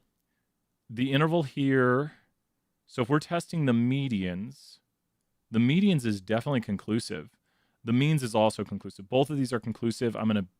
So want us to test the means? Yeah, sure, whatever it said to test. The means is conclusive now because it does not contain 0.05. Is this p-value statistically significant? Is that p-value right there on the screen right there statistically significant, yes or no? That's a yes or no answer on that one. It's a yes or no. So is that p-value statistically significant, yes or no?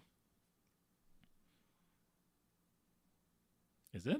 Is that p-value got highlighted statistically significant? The answer is most definitely for 20 points. Who knows? It is definitely statistically significant because it's below 0.05. Is this p-value statistically significant? Is this p-value for the mean ranks, which we don't do, that one is also statistically significant. But is the interval for it conclusive? Is the interval for this one right here conclusive, yes or no? Look at this interval right here. Is the interval right there for this p-value? So is the interval for this p-value conclusive, yes or no? Is it conclusive? And then conclusive, we have to remember what that means. I think I've still got it over here. Is this interval conclusive, yes or no? Is that interval conclusive? Well, and so the p-value is statistically significant because it's below 0.05. The interval is conclusive or not conclusive. Exactly. You got, yep, that's the goal. Is it contains 0.05. So the interval has 0.05. Yes, exactly. You're right. It's not conclusive. So this interval is not conclusive, but the p-value is statistically significant. Contains. Not just that it's close, that it contains.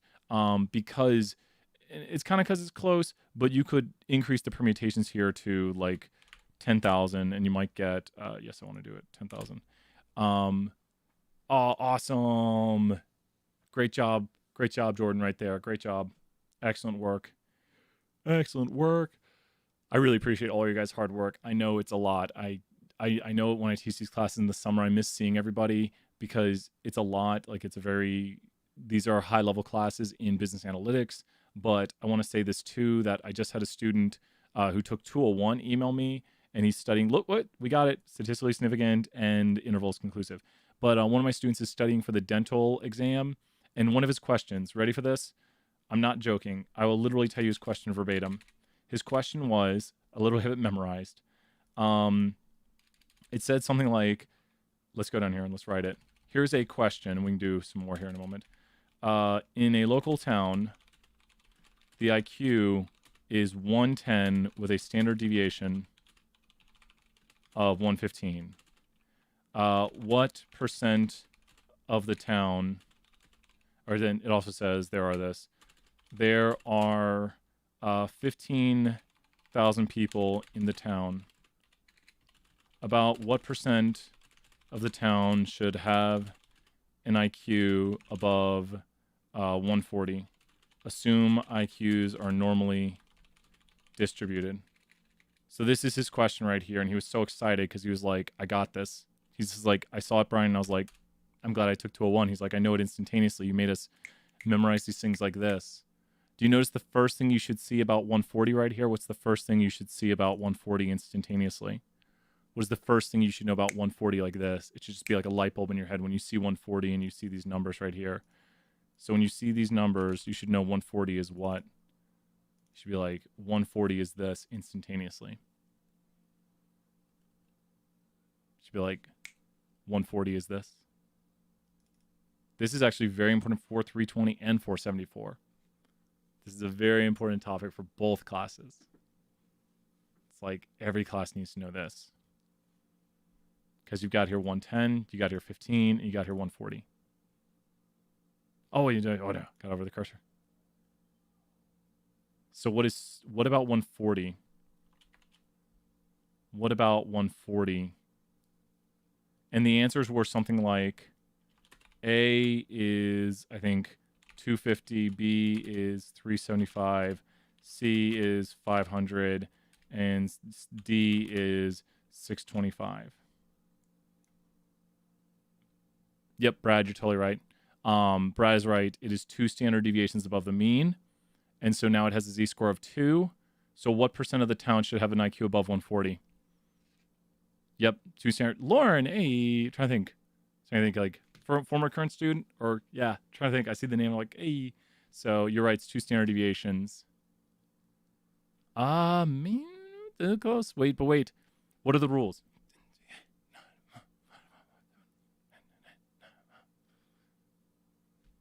It's funny, Brad. I've gotten to remember your name, Brad, with the L, Ben, and Ton. Like, so I know that's Brad. And Brad, was it last summer? Was it last summer you took class with me? Or was it the fall semester? Close. So it was last summer. There's so many names I try to remember. Like, I try to remember every name I can. But there's so many. So, yes, Brad, you got it. There you go. Brad, yep, that's it. So it's within plus or minus 2 standard deviations is 95% of the data. So if 95% is inside, then 5% is outside, and then 2.5 is above here. And so it's 2.5. Yeah, no, this is serious. And he was like, yes, this is on his dental exam stuff. Yes, Lauren, Emily just got it. I just can't get a name straight. Great job. So excellent work right there. That is correct. Good work.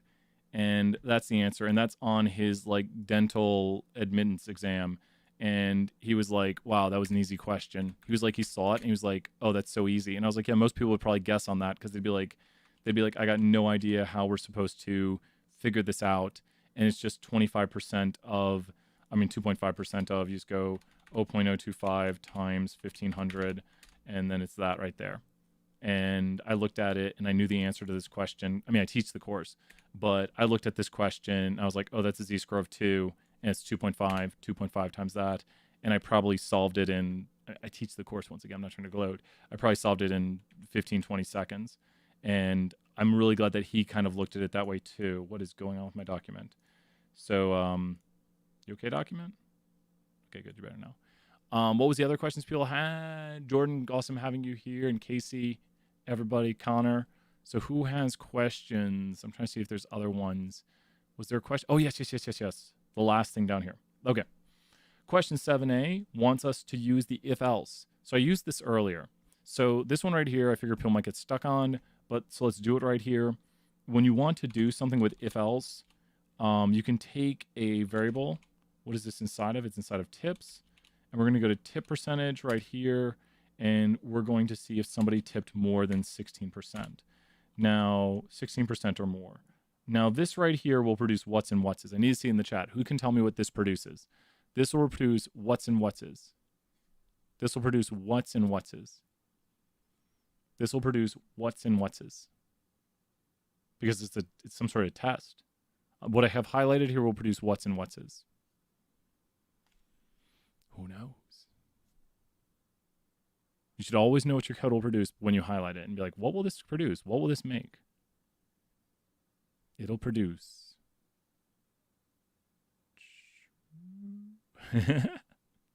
Trues and falses. Casey 24 is right there. Thank you, Casey. So it produced trues and falses. Now this is what you have to input into an if else.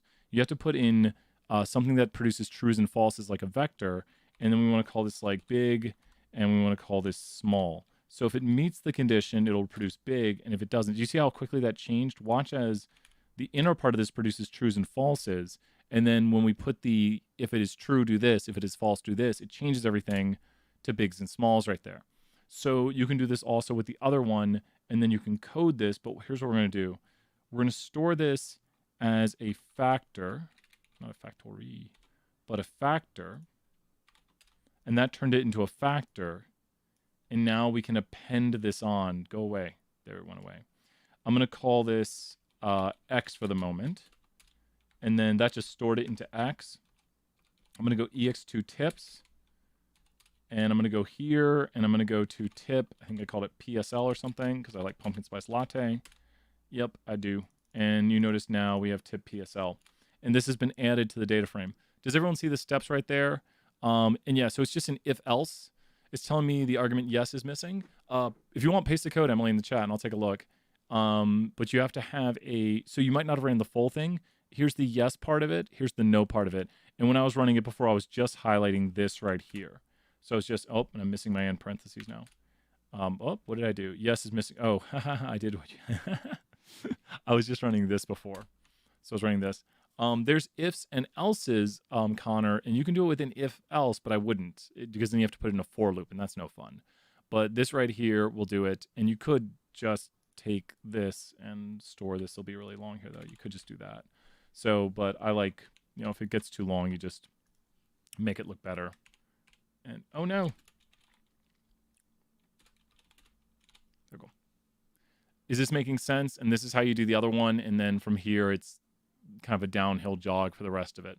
Like once you know this part, the rest of it's like you just make the other variable, then you run the associate on it, and then you just, so the next part is just run the associate. So now all you have to do is make the other variable, which is the same procedure I did right here.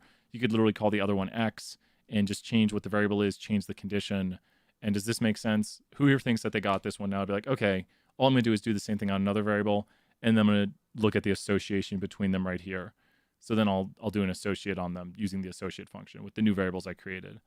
So that should make this a lot easier to create the outputs for these. Like it should be like, okay, now I know how to make, hopefully, feel free to tell me I don't know how, or I'm confused, or it's not working. So, and good work, everybody. We'll see if there's any more questions. But this was a really good kind of mid-afternoon office hours. Do you guys like this? Is it pretty helpful? I hope people showed up. I mean, we did it, people. And I'm really glad. Like, I know a lot of people are working really hard. I'm trying to do BAS 320 question 6. It's not all complete for prices. You might send it to me, Brad. You might. Okay, Brad, do you see, is your area gray like this? Is it gray? Does it look like this, or does it look like that right there? What did you put as that? I'll show you right here. I stored into it the thing I just created. So I created this. I created this as X, and it's also a factor right there. It's gray. Send me your RMD. I might have to look. Send me your RMD, and I might have to look at it. So it's not complete. Oh, wait. Are you saying, Brad, when you do like associate, that it's not completing like size of party here? Because if this won't do it unless you do, which I've been told not to do this. They said, don't do this. Yeah.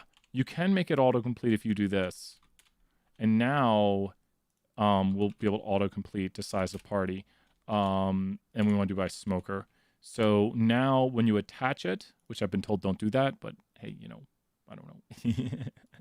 And what's even better is I think it'll run now. It's mad about the graphic state. Technically now we don't have to put the data frame. So, well, the issue is it doesn't know it's in the data frame. It's a trick, and I don't suggest doing it. It's something that might hurt you later for when you know how to code, because it's just nice to get the autocomplete going.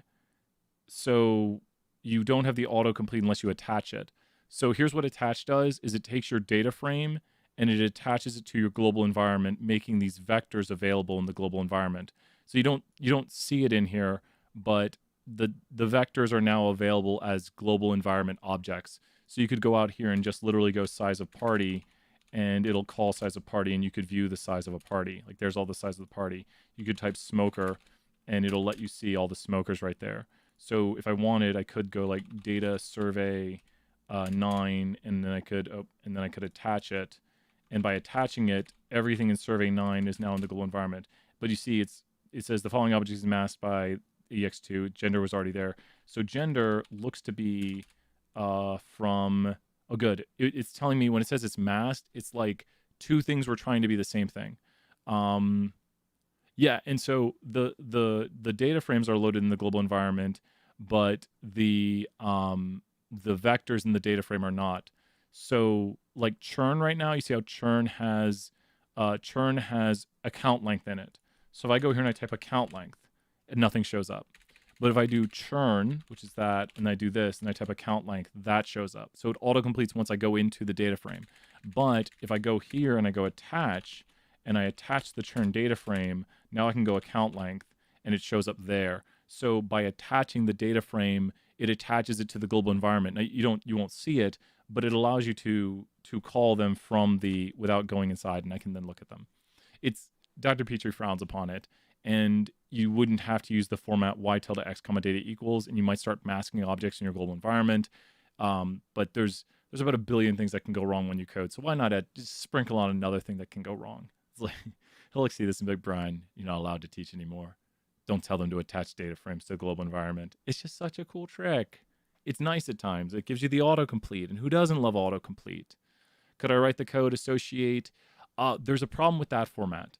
That format will break Dr. Petrie's code. It'll work with some of them, but some of them it'll get really mad at. So I wouldn't suggest that. If it works, it works, but some of them will create really weird output when you do that. The best thing to remember is y tilde x comma data equals. This is a very famous format we'll use, y tilde x comma data equals, and y will still be your variable. And you could literally have here like associate, and you could do vector 1 through 10 tilde vector. There's my tilde. Wait, that's not a tilde. I forgot how to write a tilde. 11 through 20. And it didn't like that. Thought it would do okay with that. Well, that's interesting. It won't let me associate that. So vector y is 1 through 10. Vector x is 11 through 20. And they should both be the same length. Y tilde x. Invalid graphic state. So I think it's working. I think it just won't let me plot it. And now we go here.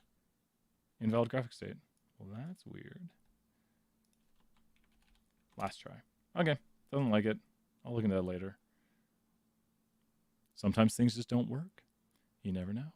Let's take a look at that 320 question, Emily. Let's take a look at that right here. I'll worry about that later, that invalid graphic state. Go away, invalid graphic state. We don't have time for you. So we have question 5A, 5A, 5A, 5A. So here we are. This is the all correlations. Really good stuff right here. Let's kind of talk about it from scratch and see what's going on. So this is with the census data, and we'll be talking about this tomorrow. But what we have going on right here is we're looking at correlations. What values can correlation take on? Let's just do a quick review of correlation. Correlation can take on values between what and what. Correlation is R, and R can go between what and what values. Correlation R can go between this and this. It can go all the way as low as, and all the way as high as what? I'll start drawing some plots in here.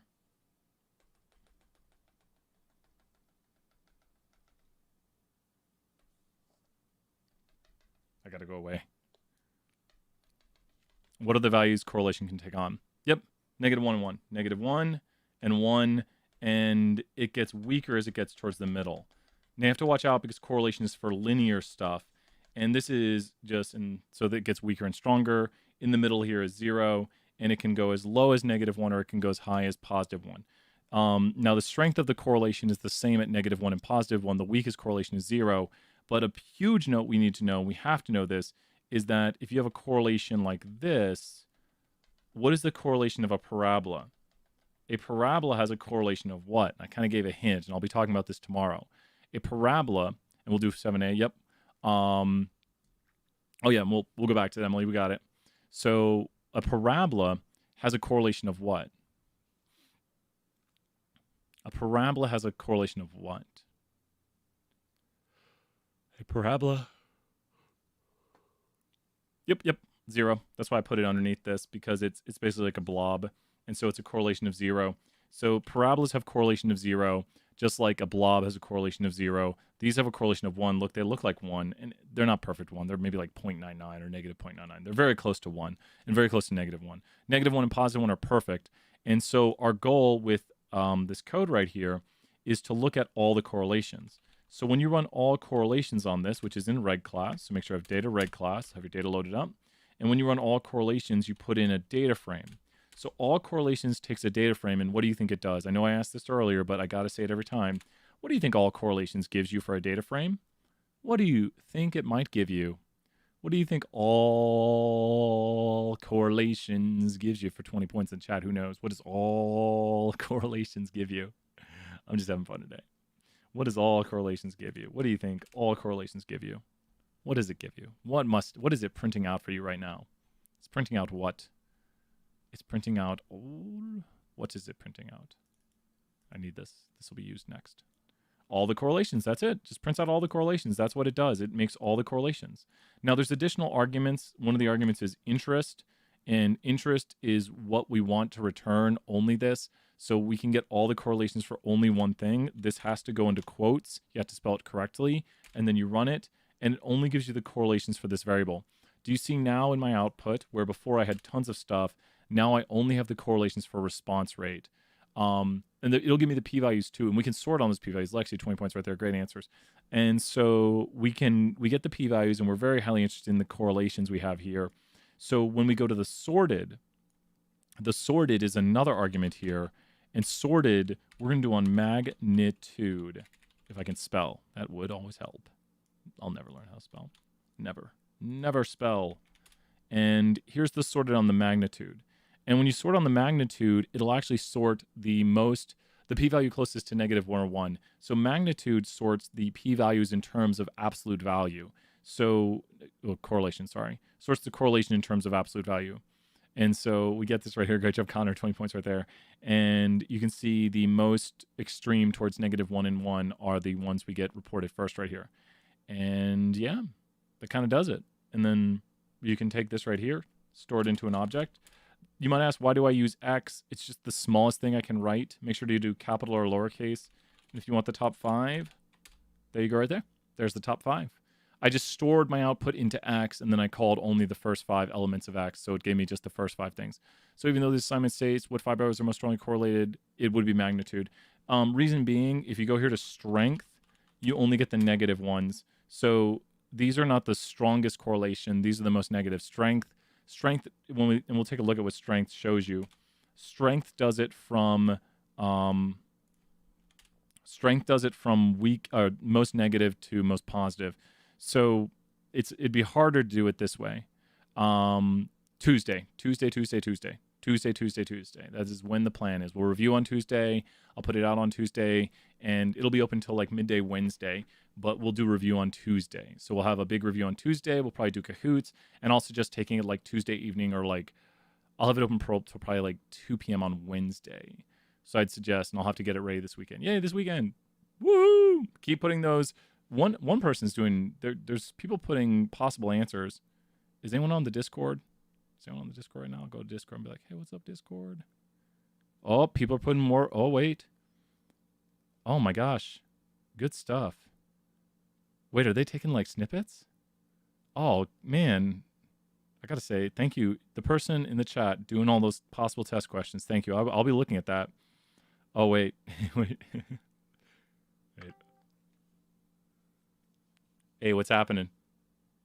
You there? Is it working? I joined the Discord and I tried to... Okay, I'm going to leave the Discord. Let me hang up on this Discord. I'm hoping the Discord has a lot of good success.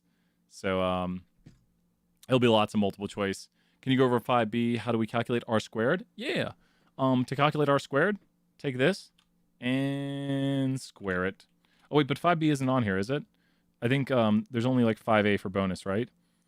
Is there not? Am I right or wrong about this? And I think there was another thing about the FLs here in a moment. Um, I think that one is just the first thing was bonus, but good question, Brad, because that is something we need to know to do. Yeah, I think it's only 5A is the bonus. Oh, you were trying to talk to me? Did it not work? Let me hop back on. Let me hop back on here. This is so cool. Like, wait, let me see here. You whatever you say, Brad, might go on YouTube, so they might be able to hear you. Okay, wait, here we go. Hey, what's up, Brad?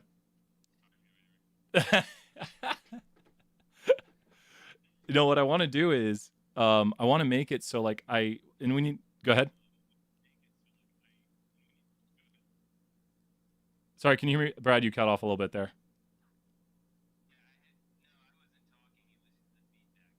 Oh, okay, good.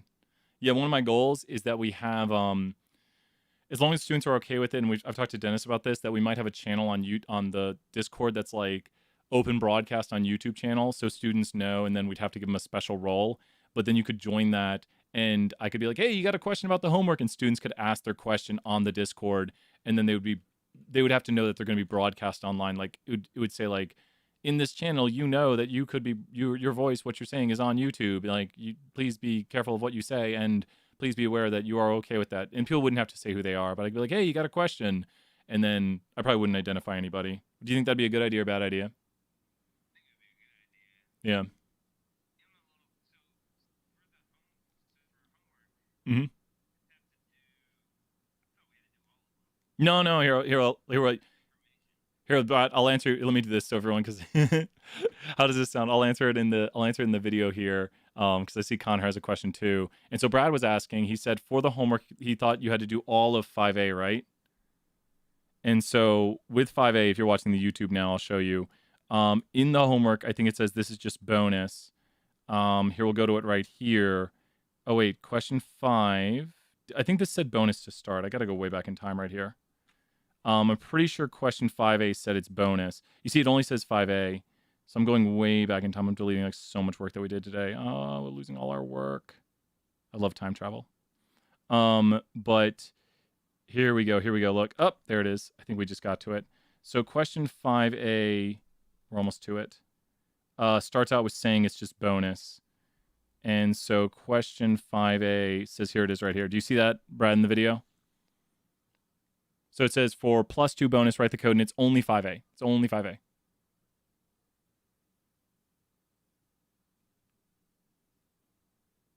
Wait. Oh, I'll leave. We're back online. Okay. That's so weird. I'll get used to it. And what's cooler is if we get this going through the Discord and everything, I'll be able to put you guys in through the video, and I could actually control the volume. Just this one's bonus, and then 6 is required, and 7 is required, and it's due tomorrow. So are you guys feeling pretty good about this one? I think the extra day is really good. I think it's good help. I've got Connor's question I'm going to answer next here. And I think Emily also had a question about the if-else. Can you go over, Emily, did you see earlier we did it, or I can do it again real quick here in a moment.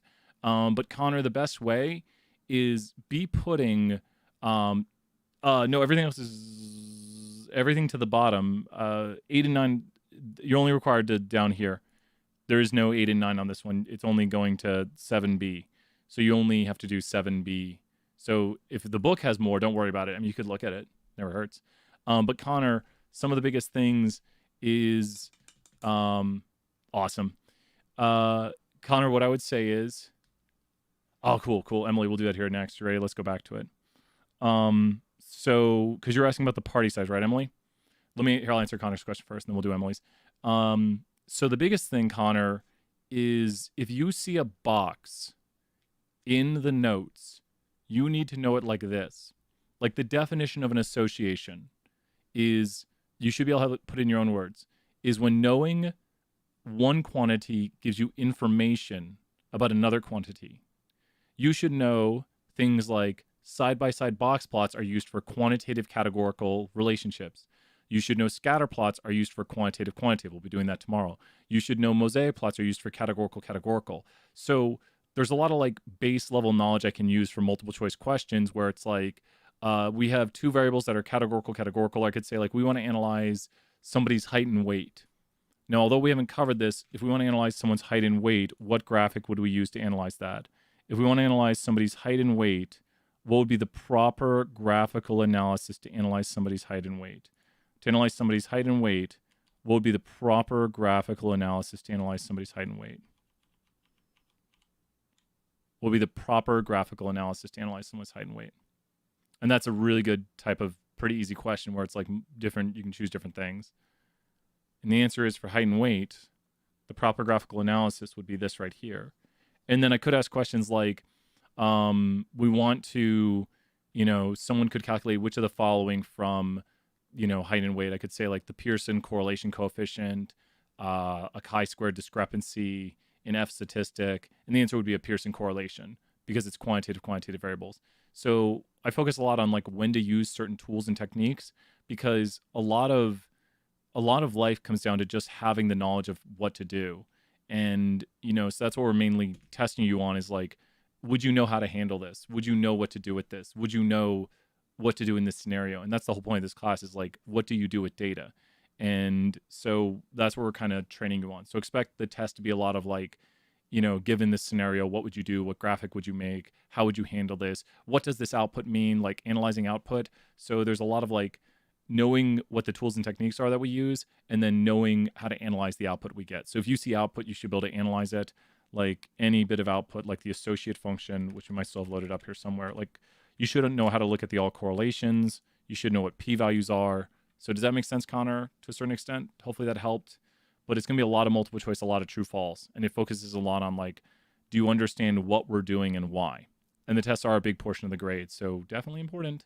And I'll try to put out a practice test too. I'll try to put out a practice test with some questions that might be on the test. I think that's the best I can do to be like, here's a practice test. It's a 10-question practice test. The actual test is going to be 50 questions. And I'll talk more about this maybe tomorrow. But I'll try to put out a 10-question practice test. Probably won't be worth a grade. And then that'll be, just our getting practice ready. So write an if else right here. So we know how to write another if else. So when you do an if else, Emily, I want you to try writing this one right here. I want you to take let's take people's GPAs. And let's say high or low GPA. So we're going to take people's GPAs and we're just going to run a test on people's GPAs. And the test on the GPAs we're going to run is to see if they have greater than or equal to what. So this is how we use the if-else function. We're going to run a test on people's GPAs to see if they're greater than or equal to what, Emily? What are we going to look to see if they're greater than or equal to? What should we do? Like 2, 3, 3.5? What do you think? We're going to see if it's high or low. And we're just going to come up with a metric ourselves to come up with. What do you think? 3.5. Let's do it. So all these people right here have GPAs greater than 3.5, like this person here. Now watch this. When you put this inside of the if-else, this is what all of the trues will become. So whatever we put here is where the trues will become it, and this is what all the falses will become. So when we run this, if we put something inside of here like high, anybody who had above a 3.5 or above will become high. Awesome, I agree. Yeah, and always feel free to like give me advice because we're doing this whole online thing. It's all new. And thank you, Connor, right there. Connor, 20 points. Thank you for the good question. And does this make sense, Emily, what it did? It recoded everybody based on this condition.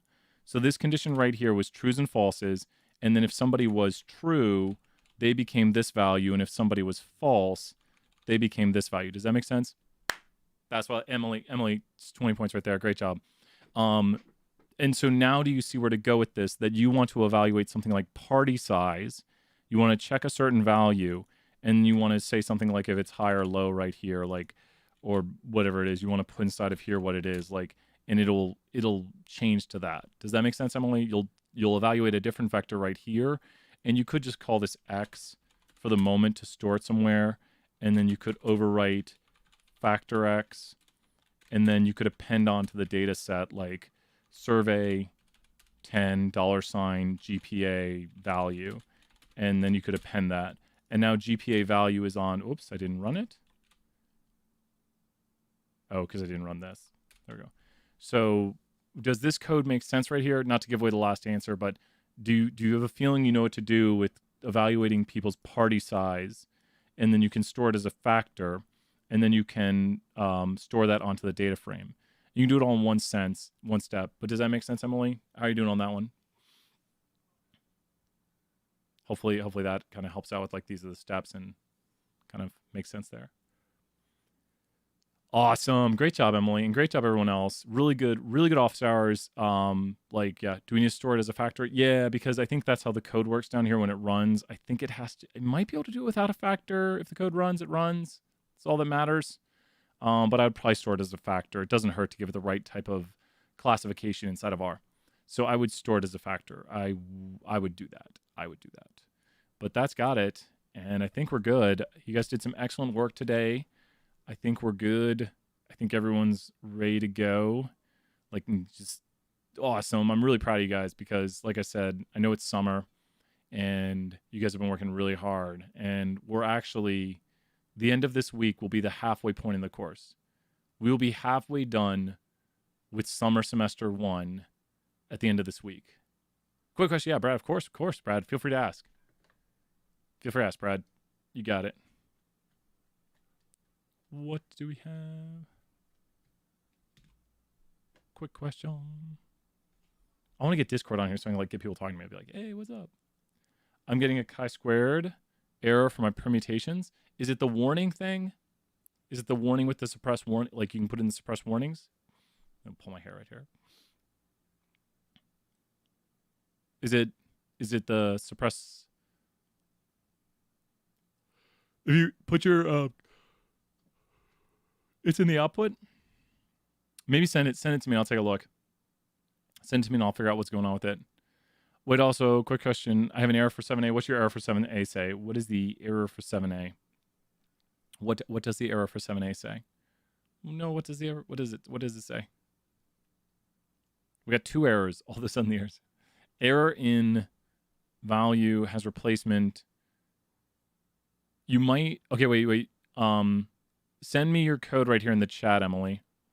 Send me your code in the chat and I'll take a look at it. And so this is just an example right here. So this is not technically the code.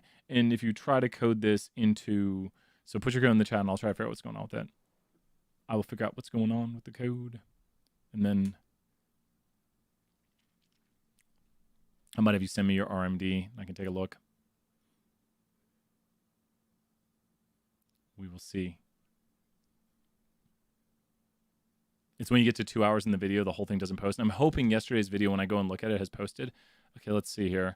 And so this is our example. Remember, this is just the example one. So this is not technically the answer to this question. Okay, cool. That's the test. There's the test. Here's the store into. Here's this. And yeah, there's that. Okay, cool. Let me see. This is just the trues and falses. Cool, that creates X. That does that. And I don't know what happened, Emily. And so remember now, here's the big thing, is for this question, you want to do things like, you won't be doing survey 10, you'll be doing EX tips. So here, let's delete it. You'll be doing like EX2 tips. And so you'll load in the EX2 tips data frame. And with EX2 tips, you'll be doing things like tip percentage. And you can store this into tip PSL, I think I call tips PSL.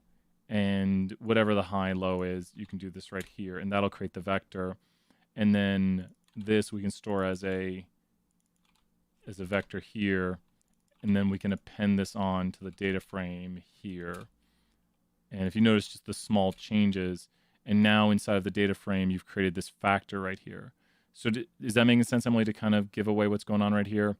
Is I've now created this variable inside the data frame. I just emailed you a screenshot of the error. I don't include the normality required stuff, but send it to you.